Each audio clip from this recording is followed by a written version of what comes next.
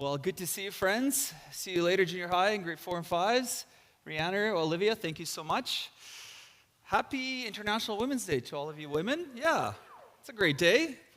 Many of our women are away at the women's retreat today, but we do want to recognize the amazing women in our midst, all your leadership and guidance. Thank you very much for being you. So, happy International Women's Day.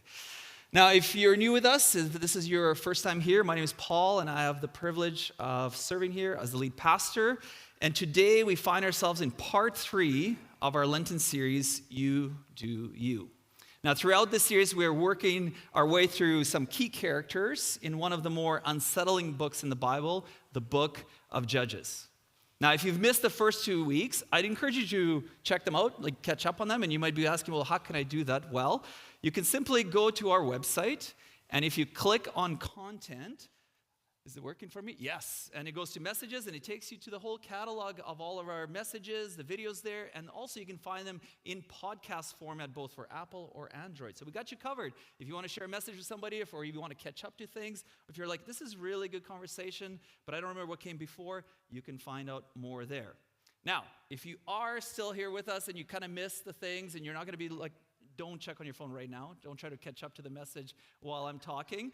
But I will just catch you up to a bit of our context of our conversation. So Judges is a book in the Bible. It tells the story of Israel after the Exodus, after the wilderness. People have settled the land, and that's where they are. They are divided into 12 tribes. They make up one nation. And this one nation of 12 tribes has something unusual about them. They do not have a king. Now, this is an important distinction because every surrounding nation has a king. All the surrounding nations has a visible ruler, a center of authority, someone who defined direction and identity for each community. But Israel was to be different. It was meant to live differently. God himself was to be their king, which meant his wisdom, his instructions were to be the center of their lives. And we know this because before they ever entered the land, God gave them very clear instructions. We can read in Deuteronomy where he said, "And you, Israel, my people, must commit yourselves wholeheartedly to these commands that I'm giving you today. Repeat them again and again to your children. Talk about them whenever you are at home, whenever you're on the road, whenever you're going to bed, whenever you're getting up. Tie them on your hands and wear them on your forehead as reminders." So as we can see, the law was to be a central part of the lives of Israel. It was to shape and form them in every way, in every decision they were to make. It was to be informative in that decision. This was the thing that they were instructed, and this is the way they were to live, that God was going to be their king. It meant to form their heart. That's the wholeheartedly part there, representing their inner life, their desires, their deepest loyalties. It was to completely form all of that inner workings of who they were. It meant to guide their hand, where it says there, which represents their actions, their choices, their way of living. And it meant to mark their foreheads, which is their thinking, their identity, and everything that they pay attention to. Simply, it meant to shape what they love, what they do, and how they're to see the world around them. Now, those of you that are parents know the experience of giving what feels like very clear instructions. Something simple, I'm just going to make up a story. Something simple like empty the dishwasher, right? Those of you the parents, you know this kind of instruction, and you walk into the kitchen just 10 minutes later and discover that technically the dishwasher is empty. But every plate, bowl, and fork is now sitting in the random piles across the counter because apparently the instruction did not include putting anything away. And your child looks at you with complete sincerity and says, well, you said empty it, I emptied it. So technically they're right. Similarly, when we get to the end of the book of Judges, we see its own diagnosis of what's happening in Israel, how well they were following instructions. And we read, in those days, Israel had no king. All the people did whatever seemed right in their own eyes.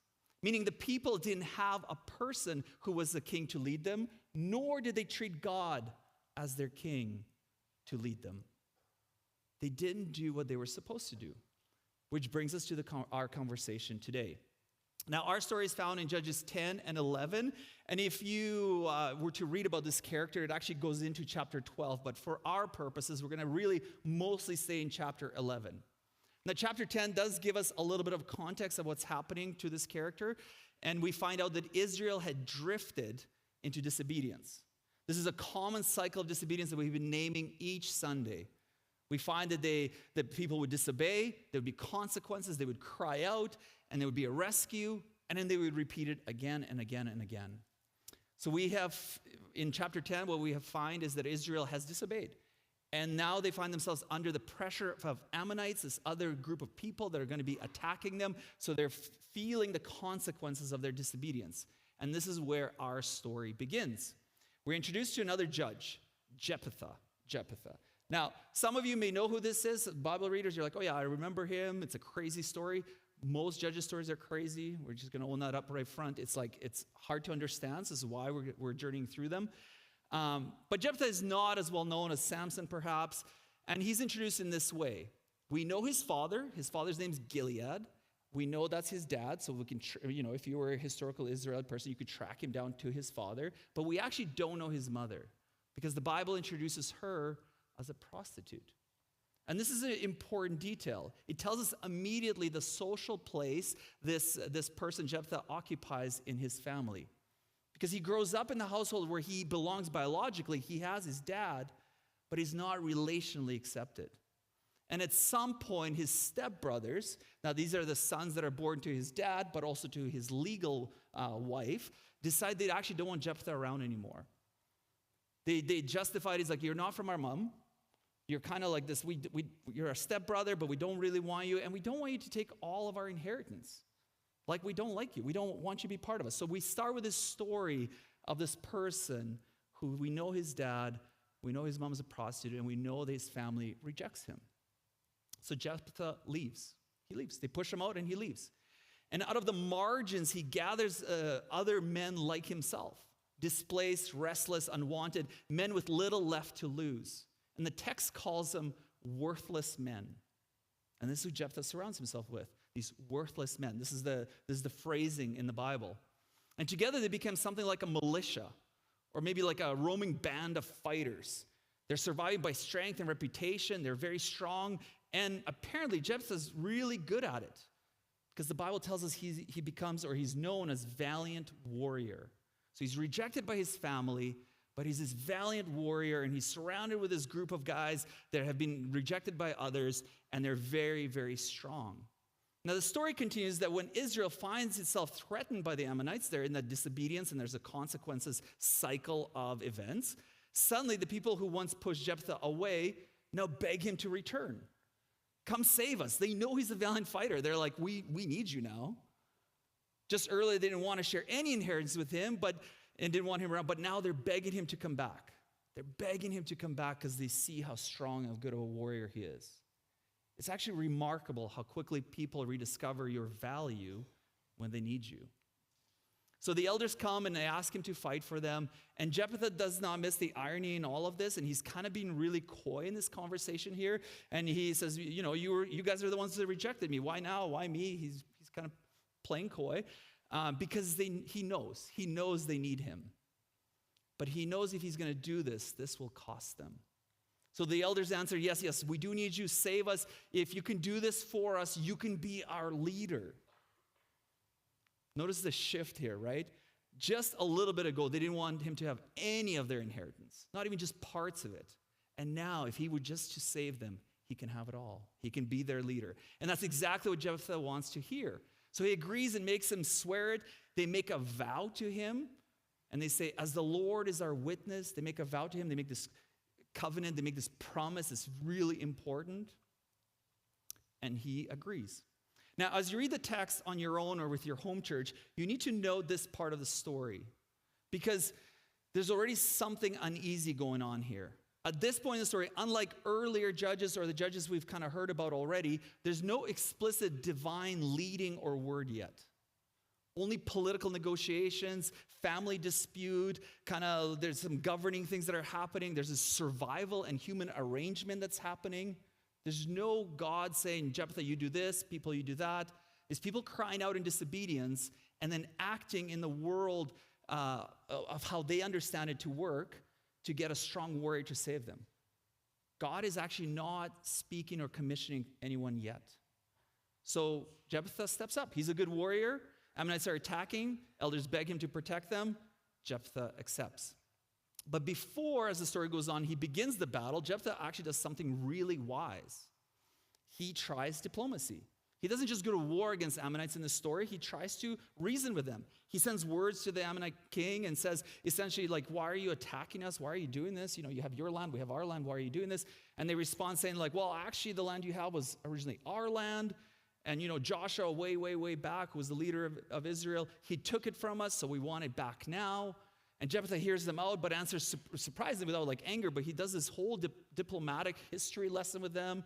He retells the story. He responds that Israel, actually, the land didn't actually belong to you. This is a territory that came through a different conflict. And Israel has lived here now for generations. So, keep your land and we'll keep our land. You do you, we'll do us. Like, just chill.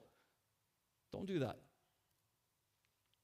Now, what's striking in all of this is that Jephthah, in this kind of way of diplomacy, is not being reckless. He's not being aggressive. He's actually just being a good politician, which shows us that he's a good warrior, but he also knows how to fight and negotiate.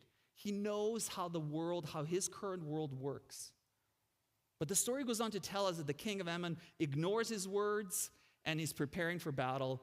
And this is where we finally read that at that time, the Spirit of the Lord came upon Jephthah. So here at last, after being kicked out of his family, then being begged to come back, after having this whole diplomatic negotiation that doesn't work, in this moment, the Spirit of God is upon him. And this is a clear message that the authors really want us to catch. God is now here. God is now upon him, meaning nothing more is needed. God is here. Which is why what happens next in the story is really unsettling. Because Jephthah makes a vow to God. He makes a foolish vow that we'll see in just a moment. But he makes a vow that's never been asked of him. Nobody is looking for this. God is here. The Spirit of God is upon him. Yet he says, if you give me victory, God, if you give me victory over the Ammonites, I will give to the Lord whatever comes out of my house to meet me when I return in triumph. I will sacrifice it as a burnt offering. Now, the authors of Judges do not want us to miss this moment. This is unprecedented. As I said just a second ago, nobody's asked for this. God is not demanding a vow. God is not inviting him into negotiation. In Jephthah, we saw negotiating with his elders. He's coy. He wants to get what he wants. He wants to get the inheritance. He knows how the world works, so he persuades them and gets his reward. That's how the world works. But here, God has already given him what he needs. And the authors want us to see this. He has all he needs. So this is shocking and foolish vow. Because Jephthah speaks as though God needs to be persuaded. And this is an important moment that reveals something about him and Israel to us. Earlier, when Jephthah speaks to the king of Ammon, he sounds thoughtful, measured, and wise. He understands how the world works, right? He did the diplomacy. He essentially says, let's not fight, because historically, this land was not taken from you unjustly. Your people came against Israel. Israel just defended itself. He's being really wise here. He knows the history and he knows the information. But in that same conversation, he also says something that now we need to highlight to help us make sense of this vow.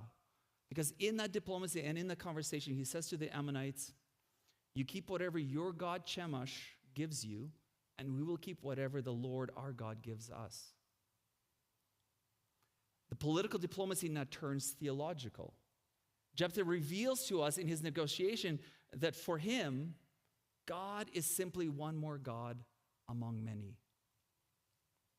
And if that's true, that would mean that Yahweh, the Lord God, operates the same way Chemosh does. Because in the ancient world, the gods of surrounding nations were often imagined as unpredictable, chaotic, demanding. They would need negotiation. They were volatile. They needed to be managed, persuaded, and appeased. And often you did this through sacrifice of children, often through blood. But Israel's God had repeatedly made it clear, I'm not like this. God had forbidden child sacrifice. God had rejected the violent religious instincts of the nations around them. Israel was meant to be a light precisely in a way that was to show other nations how much more merciful and generous and gracious he is. And yet Jephthah's vow reveals to us that by this point in Judges, Israel no longer sees that difference clearly. Jephthah has absorbed the imagination of the nations around him. So he assumes God must work the same way, as though divine help must be purchased, as though victory requires leverage, as though God is actually not trustworthy. So he hedges his bets by leveraging his position. He tries to secure from God what God has already began to give him. Now let's just pause here for a moment. Because again, it's easy to look at these characters and shake our heads at them.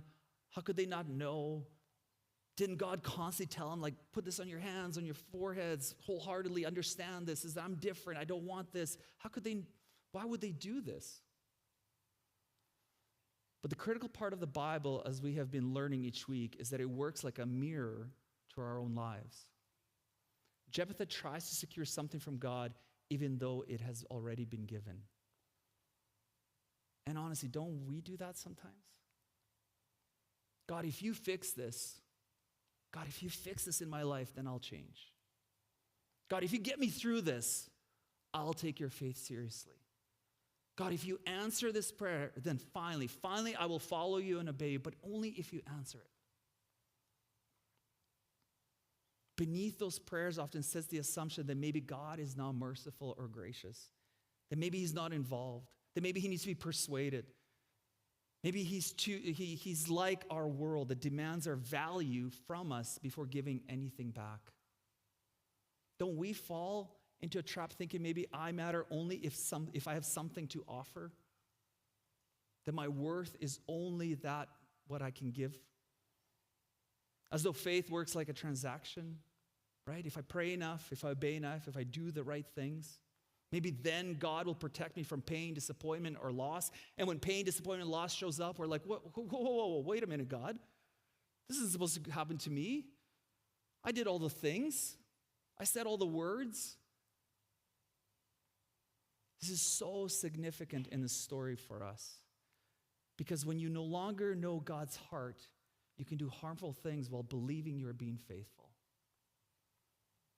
Because what we do reveals the kind of God we believe in. And if we do not understand God's character, we may still invoke his name while living in ways that do not reflect him. And this is Jephthah's tragedy. He knows God's story. He has all the information about his nation and their victories. He knows all the history about God and about Israel. But he no longer knows God's heart. So the tragic and horrific story continues. Jephthah makes the vow. He goes to battle. He wins. He's victorious. And he goes home after his victory, reveling in the success and the idea that he persuaded God. He negotiated enough. He did all the right things. He fought the right way. He negotiated the way. And that gave all the things that give success in the world. He did it. And he wins the battle. And then the moment of unbearable truth comes his way. The first one out of the house is his daughter, his only child. She comes out, we read dancing, celebrating, welcoming her father home, who she admires. And the judges want us to feel the horror in this moment.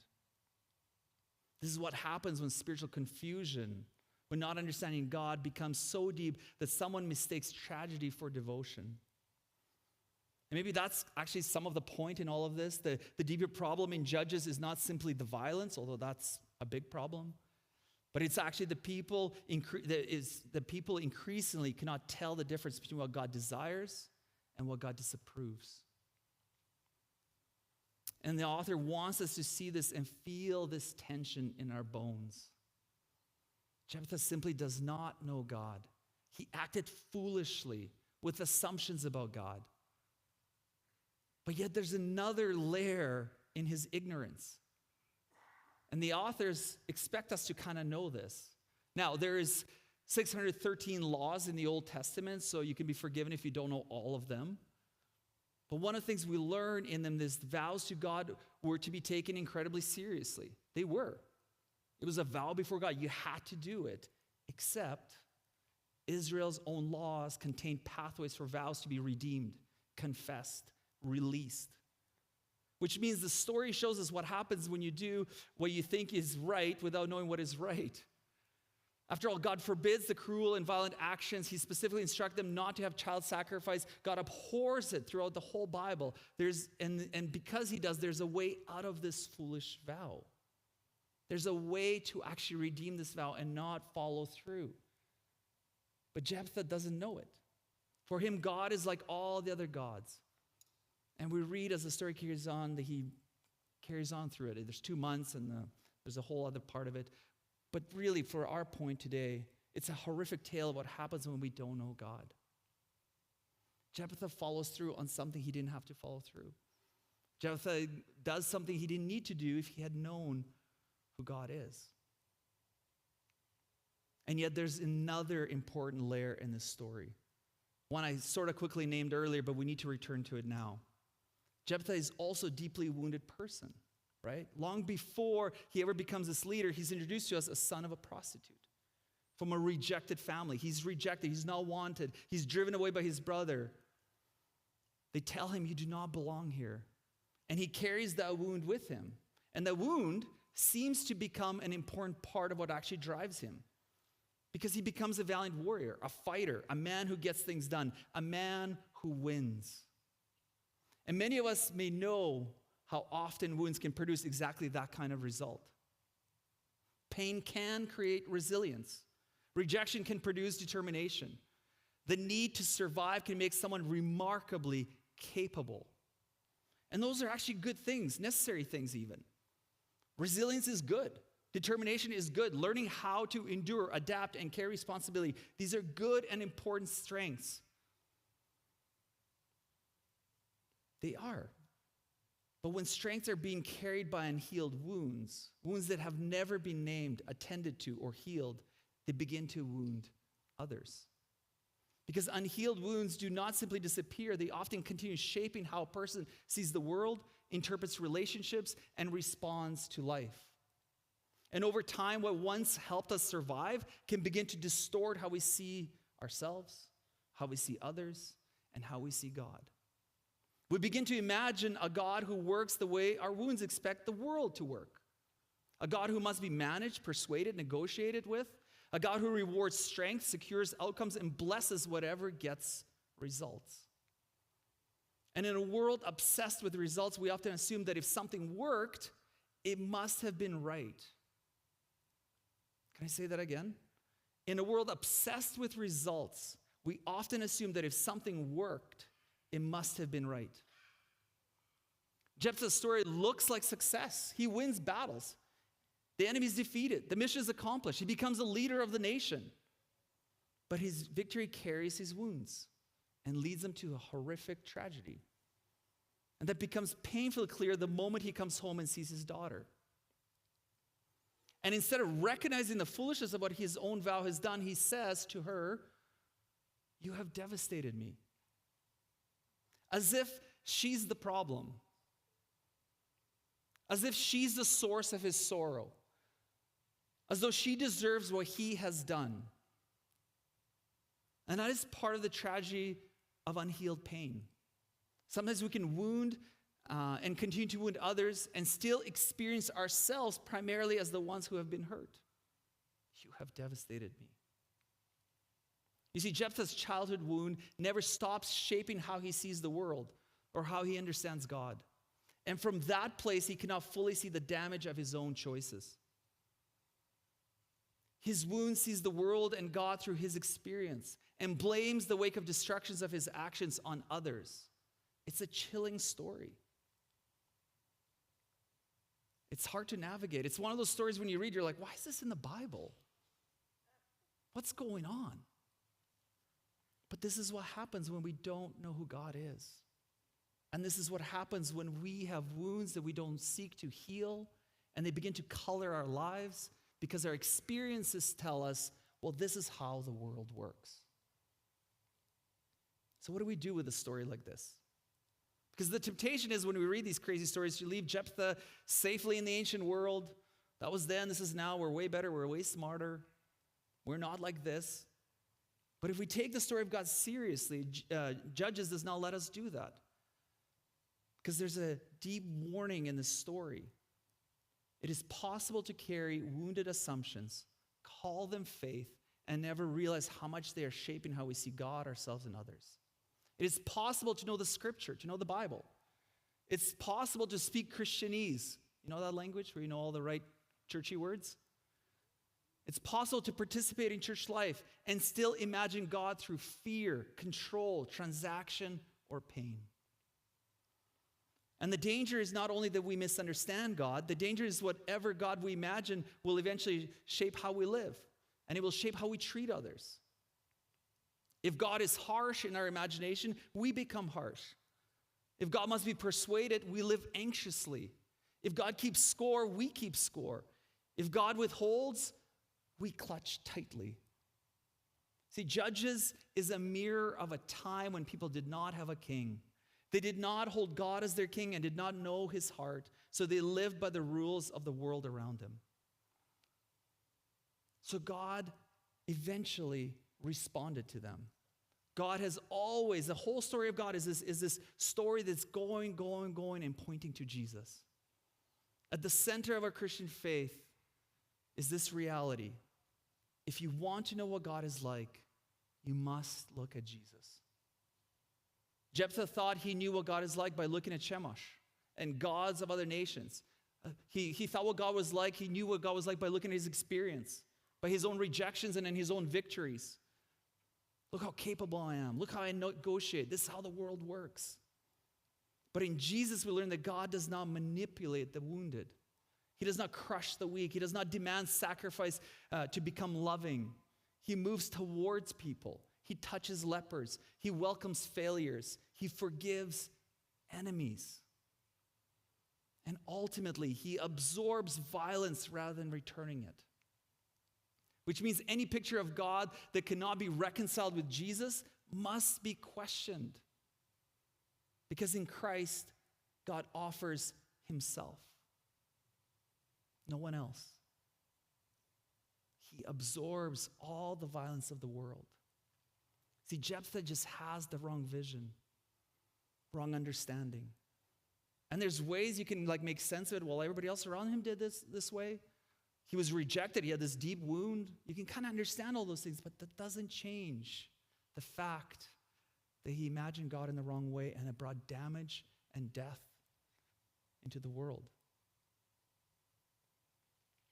So we must look at God through Jesus.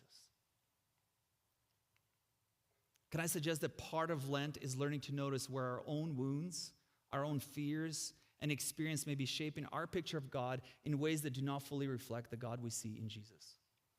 So perhaps one important question for us is this: is the God I'm following right now the God revealed in Jesus? I think it's an important question for us to wrestle with as a community. As we go from Sundays, as we go day to day, is the God I'm following right now the God revealed in Jesus?